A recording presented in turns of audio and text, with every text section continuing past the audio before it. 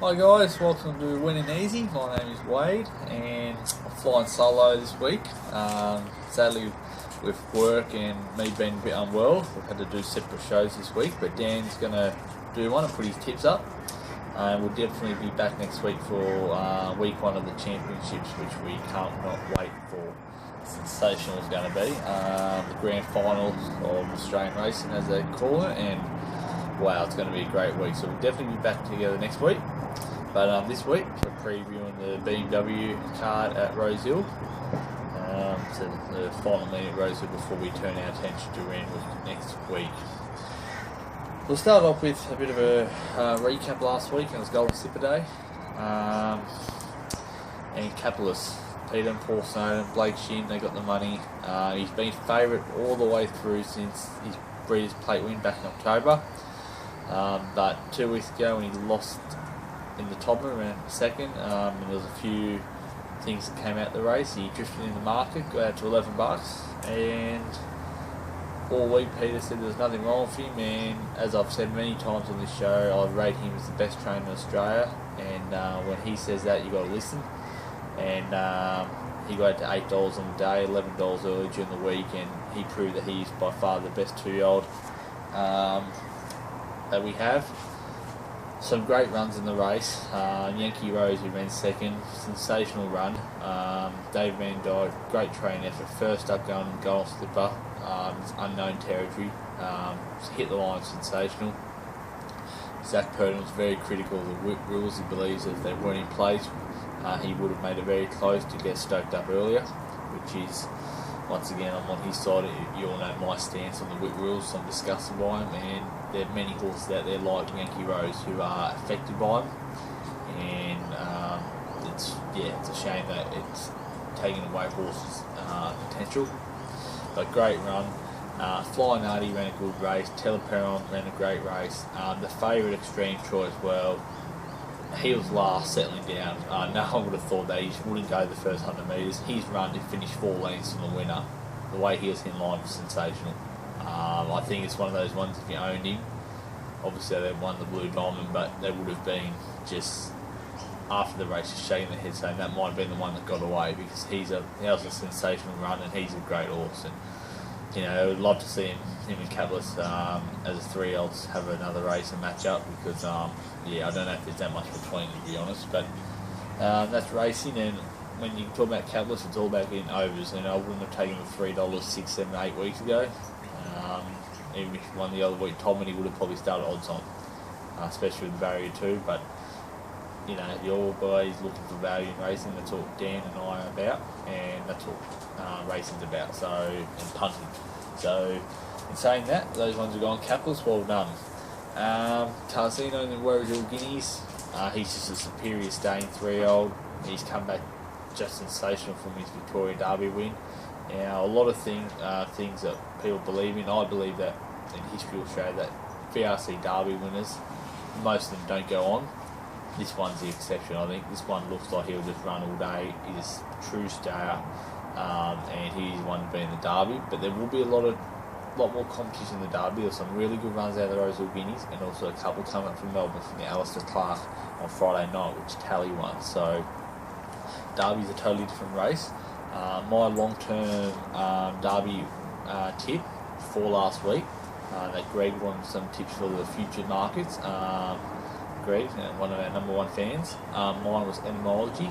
He ran 6 in the Rosehill Guineas, and I thought it was a really good run, ticking over nice. He ran second to Tarzino in the BRC Derby, so you know the 2400 won't be an issue.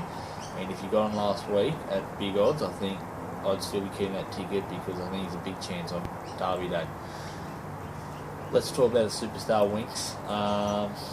She just keeps winning. Won the George Ryder. Stepped up to another level last Saturday. Yeah, great run. I don't know how at Waste Rage they're going to beat her at the moment. She's very dominant. It looks like she's going to go to the Doncaster now and then back up the Queen Elizabeth Stakes. I see no reason why not. She's got 56 in Doncaster. I still think it's a nice weight. It is on a 49 limit though this year, so you've got to put that in his perspective. It's 7 kilos over the minimum where they've lowered that, where when More Joy say one for 57 or 57 and a half at the top of my head, it was only on a 52 limit, so you've got to take those into consideration. That's one thing I don't like, is the tampering of the conditions of the race. Obviously the minimums have all been raised, but I all think for Group 1s all around Australia handicaps, I think the minimum should be the same for all of them. I'm really not a fan of tinkering for certain races like only Melbourne Cup Doncaster and that. They all should be the same, black and white, in my opinion. But it'll be great to see her run next week in Doncaster. She was dominant, and different race of Doncaster, as I said, a handicap. One of my long-term future tips for Greg last week was Happy Clapper for the Doncaster. He's already in the race by winning the Villiers last year, and he ran a nice fourth. He drops down 50 kilos in the Doncaster, so if you're on Happy Clapper, I'd be still keeping that ticket for sure, because he's ticking over nicely. The Galaxy was won by Grionte, David Brybroke. Great training effort, super mare. This mare's just got better with age. Gun right from Craigie Williams, and she was too strong there. Some good runs. A couple of them will go to the TJ Smith where they'll make tackle her and that, but some really good runs. She's a really good mare who deserved that. And last but not least was the Rampart, the 5th Group 1 of the day, Rampart Stakes, and won by the United States, who's just come back super this autumn from his spring campaign, and he's always promised to deliver a Group 1, and he did that, aided by Gun Ride from Karen McAvoy, and he's a really, really good horse, and if they want to run into Queen Elizabeth, they're going to have to pay the late nomination, so it'll be interesting to see if they do that. I think he's in really good form, and I think they will do it and have a crack at it, so another X factor going to the race to take on Winx, so well done to all those connections. A great day, Gold Slipper Day, well done. Quickly before we get into the preview, Peter Moody last night, he went out on a winner. Obviously Peter's got 6-month suspension from the Cobalt positive, and he's decided that after his 6-month suspension he won't be coming back to training in the short term. He's not sure if he ever will, but I'm sure the bug will get him and he will come back, but he's going to have a nice break, maybe 12-18 months off, and then think about his future. But Flamberge, 3-time Group 1 winner now, won by nose last night, William Reid, and it's great. It was a fairy tale sort of way for Peter Moody to go out. Obviously trained a great Black Caviar, so I think every single Australian knows Peter Moody, whether you like racing or not. So yeah, great to see him go out and win like that.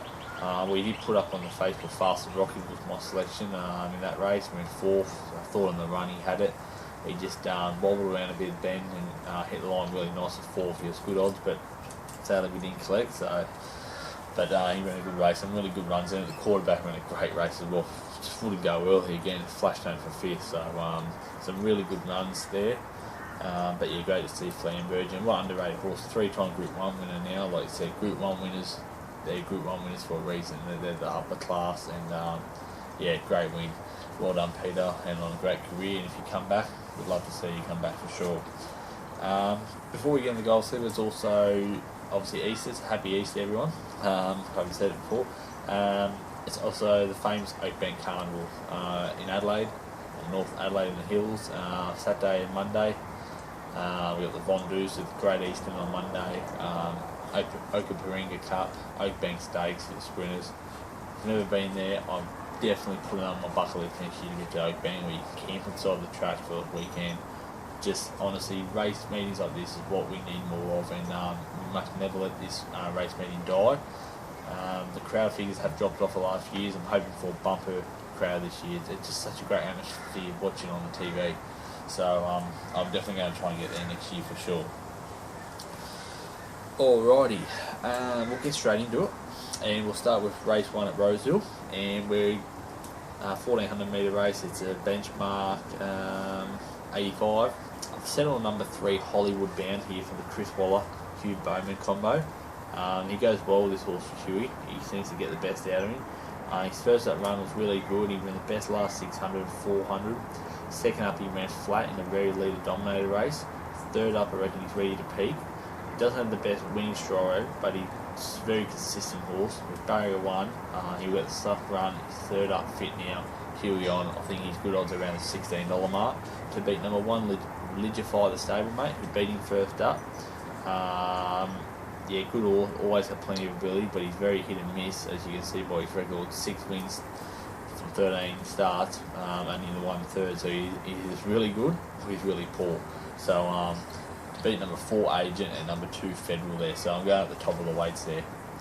Race 2 is the Schwepper Bestons for the 2-year-olds quality race, and wow, sensational race this is. Really good race. I think you can mark a lot of horses down here going forward. If we have a look, my tip is number 11 Achibaba from the Godolphin stable. Now it's around $12 at the moment. So the one started in Melbourne behind Revolving Door and Seabird, who then went on to win the VRC size down there. I think it's a really good form line. He really was a nice run. Really hit the line hard. They've sent him back to Sydney. I think he's a horse going forward.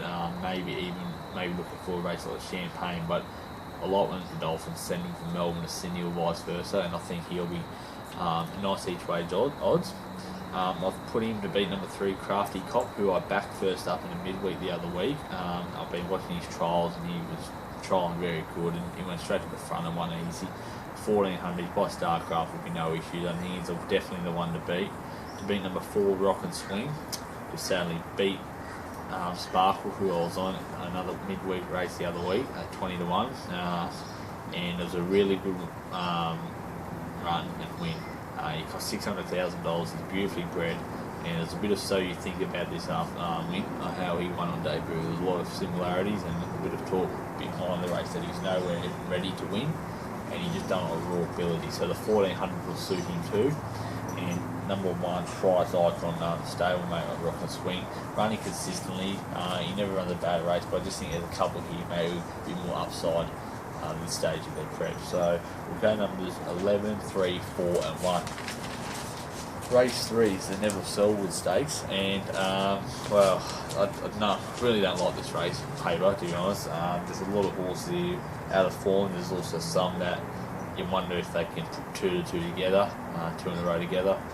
I'm going for a horse who hasn't won for a while, and that sort of sums up the race. Number 5, Entirely Platinum. I just think this is the weakest race he's contested for a while. I think he'll lead. There won't be much pressure on, and I expect him to take some money down. He went 50 on He or She in the United States last start in the Blamey. Had to do a bit of the donkey work.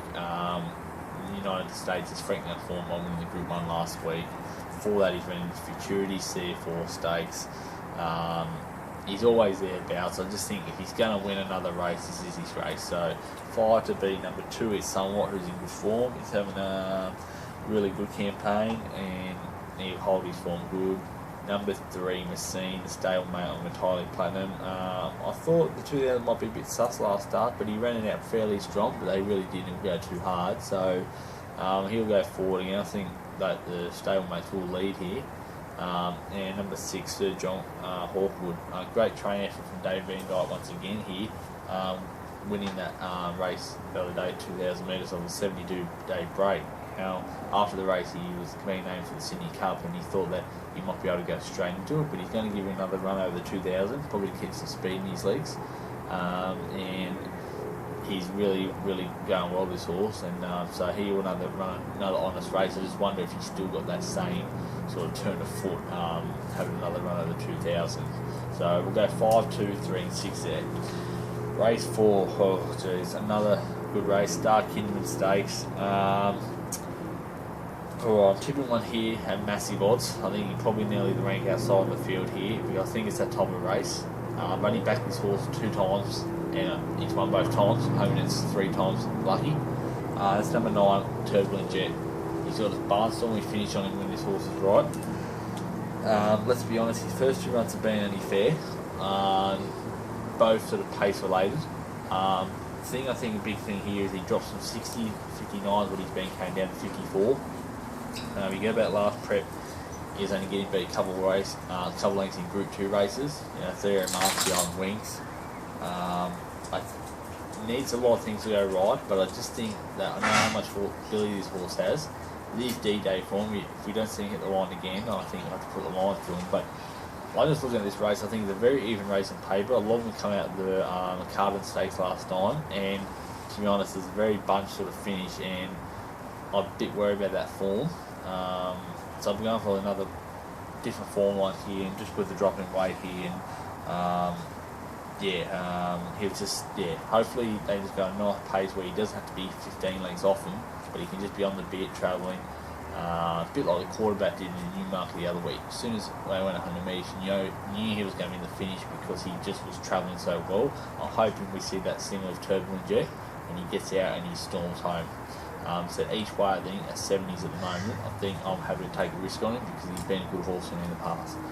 To beat number 8, Cool Ring, this horse is running super well. He won first up. He ran second in Burt Lilly at Kemley the other week. One more stride, he wins. He's holding his form good. To beat number 7, Barb, who I've always had a big opinion on. He hasn't lived up to the hype I thought he had early on. But he's run some really good races, and he's a quality horse that can easily win this. And number 2, Malaguera, probably the horse with the most upside for sure. Being a 4-year-old and winning record is great, and didn't get a run in the Galaxy last week, and they thought they had a chance. So I suppose you got to be pretty confident here that it'll be hard to beat here. But I'm just going for some value. Turbulent Jet, I just think if he puts it all together, if he won, I would faint if I wasn't on him. So I'll go with 9, Turbulent Jet. Race 5 is the Tulloch Stakes, 2,000 metres. Last chance to get into the Derby next week. I'm going one here who's had a nice prep, and I think it's been targeted towards this race the whole campaign. That's number 8, Belmain Boy. Les Bridge, gun trainer, absolute gun trainer. Timmy Clark, he's stuck with his horse for a while. He won 2 races at last prep, and he was a horse that I thought, he just kept raising the bar. Now, this prep, he raced against the older horses first up, ran a really nice race, and then he's ran against Press Statement, the Hobartville, and obviously the Random Guineas will remain beat Press Statement. And it was a good run. He's just getting beat the 4-5 lengths, but he just doesn't have that turn of foot. I think with 2,000 metres for barrier 3, he'll go straight to the lead, across the fence, and I think he'll take some catching down if Timmy rates him well. So I think this is the race he's been set for his whole prep. It suits him a lot better, and he's ready 4th up, ready to peak. So Belmain Boy to beat number 4, Man at Choice, who's just come back really well. Ran 3rd in the Spring Champion last campaign. His last time was really good. He's crying after the 2,000. To beat number 2, River Wild, super honest horse, just keeps racing well. Typical gay horse, tough, but I just think there's a couple better. And number 11 here for her Big Odds Hiraku from Anthony Cummings. So when Anthony's known to always win a race at Big Odds by throwing some horses in the deep end, and his last run wasn't too bad, and open benchmark 85, so he comes back to the 3-year-olds, and we know that the 2,000 metres will be no issue, so by High Chaparral. So I just think with barrier 1, he might be a bit overstand, definitely throw him in your first 4s.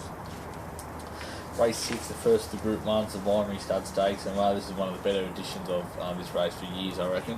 We've got some true Group 1 fillies here and potential Group 1s in the future, and I think we're going to find another Group 1 winner by Saturday afternoon out of this race, and that's number 10, Sailing By. Nick Price, we know how good his horses are going. Froggy Newark, obviously had Tarzana win the Roseville Guineas last week, and I think that Sailing By can win the fillies version, the Vinery Stud. Now, her first run, when she went 2nd behind Hoot in the Autumn Stakes, was sensational. Now, we gave her a massive plug that day that she could sprint well fresh. She did. She then went 2nd up in the Guineas, was playing, but it's that 2nd up run where I thought she would. 3rd up, she'll be ready to peak now for sure. 2,000 metres, I think that's no issue the way she's racing. She's out of a Galileo mare, really good mare, just beautifully bred, fast and rock, just ticks a lot of boxes. Now the thing that probably swayed me just ahead of my second selection was 2 things. The barrier 9 is good, it gives Froggy plenty of options, and also the odds. She's $26 at the moment, and I think it's crazy odds. We go back last prep, she got beat by Tarzana in a race by 3/4 of a length. I think they can be more positive on her today, and almost be in the first 4 and dictate the race, and I've got no doubt she'll be the strongest at the finish. To beat number 2, Stay With Me, barrier 15, that's the issue for me, where they go from the barrier. She's been just going along, ticking along nicely. Racing looked like the 2,000 metres and 20-100 is right up Ali's campaign. This barrier 15's issue. So yeah, I had to put in for 2nd. Number 5, Risque, the stablemate, stay with me. Well known in Australian Guineas, Dan and myself. She ran a great race. I'm a bit worried about over the 2000 because I think she's got some brilliance. I think she's a really nice mile of 1400. So I have to admit, I'm a bit worried about her the 2000.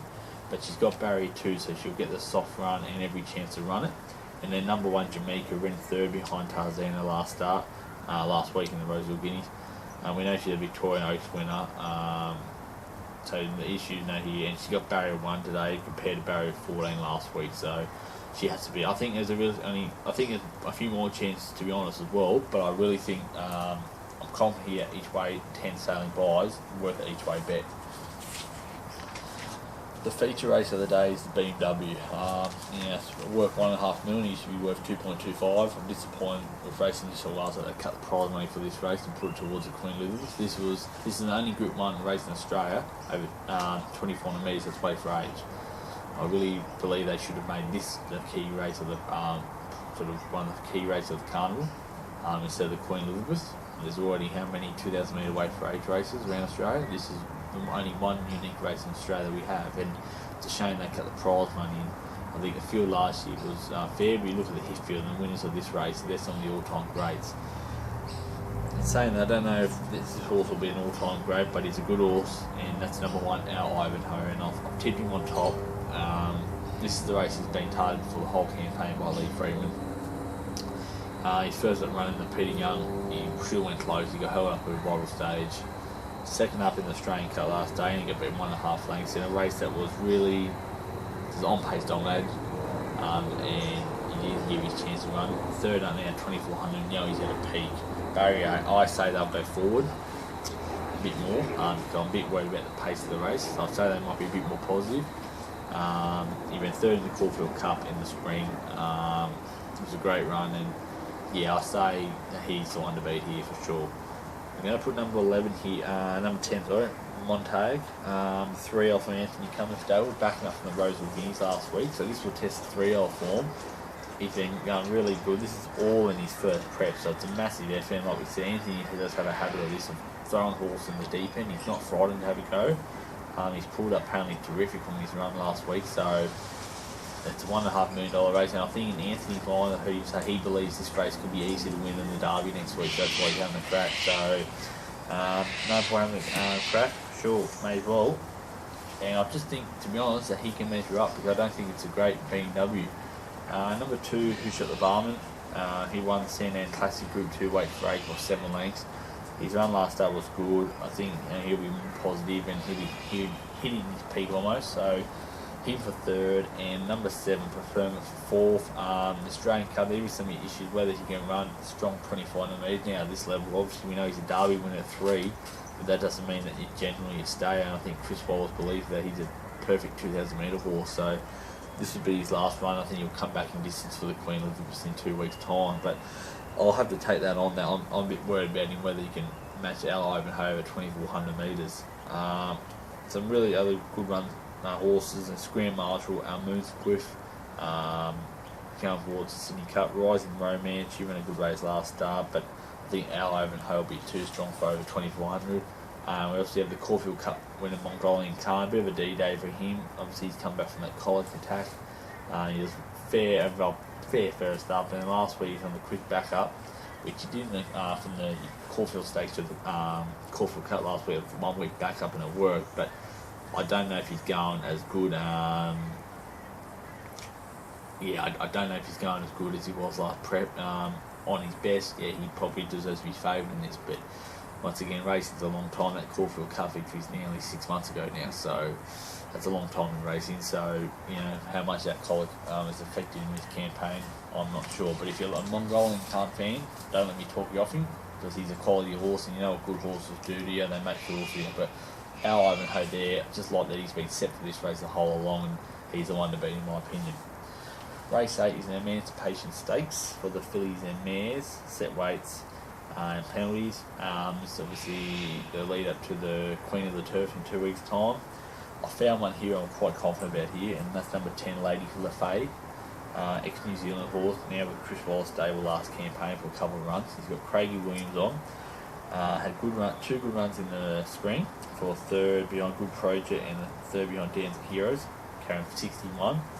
Went for a spell, resumed a nice fifth the other day with 61 like that. Now dropped 7 kilos back up to the mole.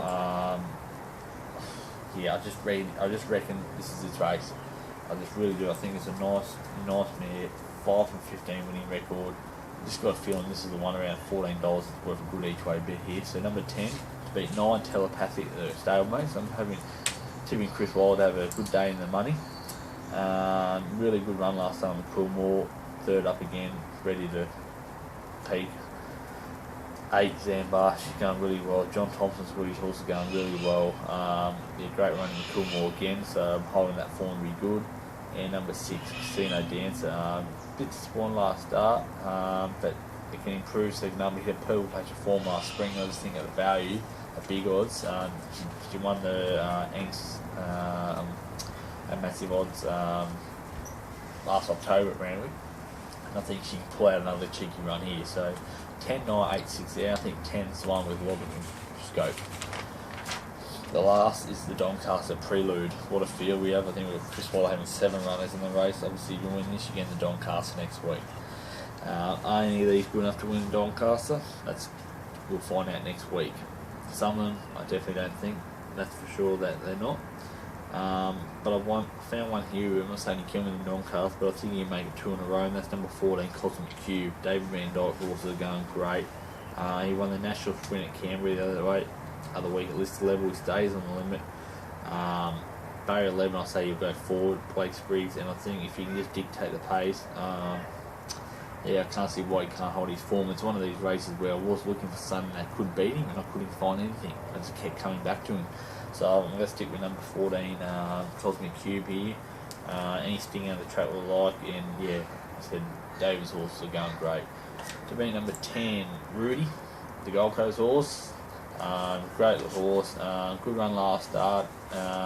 Craigie Williams on, so it's always a plus. Should be hitting the line hard. Number 1, Excess Knowledge for the horse. He won this race last year. He's won the Lexus again in the Cup last year and 7th in the Melbourne Cup, but his first win second the other day in Ajax was sensational. So yeah, just look at his form and just like every run he never runs a bad race. So he'll be hard to beat. Barrier 1 will help his cause. And number 16, Spider Coda. Always had ability with this horse, and I've got a feeling that he'll be a really cheeky run here and good odds, but I probably can't see him beating the first 3. So 14 to beat 10, 1 and 6.